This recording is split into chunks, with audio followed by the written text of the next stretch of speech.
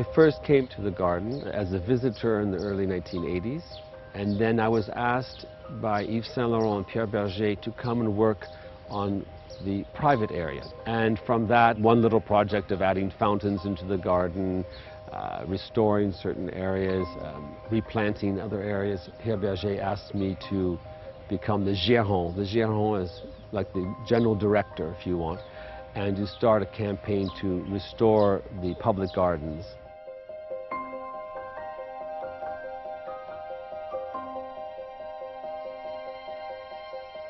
For me, what makes it special is its sense of mystery and hence magic. I find it's a place that transports one from the chaos of the outside world, which I find important for all gardens in a sense.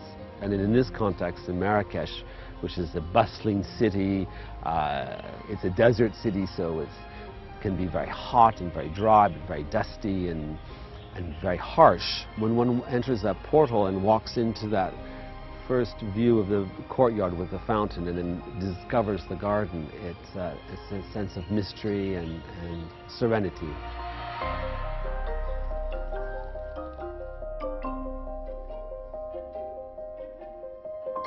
One of the most popular features within the garden, obviously, are the collection of the cacti. It's usually an eye-opener for most visitors. They walk in and they see all those shapes and forms and textures, and that's quite inspiring and quite, astounding.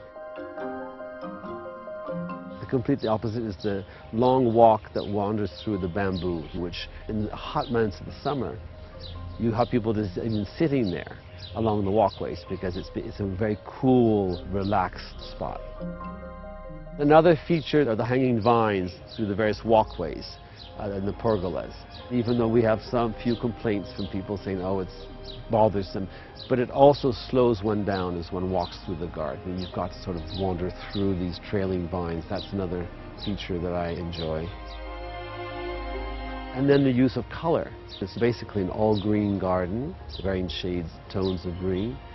It's the utilization of some of the painted pots, which make it sort of pop out. And that's an introduction, not of Jardin Majorelle, but of Yves Saint Laurent, who felt that it needed this little burst of color. And since it's not coming principally from flower color as it is from the pots, so that was his influence.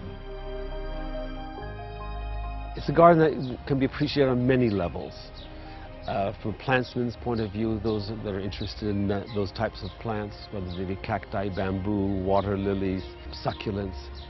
It's also a garden that has references to both Islamic gardens, the traditional Islamic gardens with the use of water, the rill, the sense of mystery. But to me, it doesn't easily fall into any one category. It's quite unique in that sense, I think.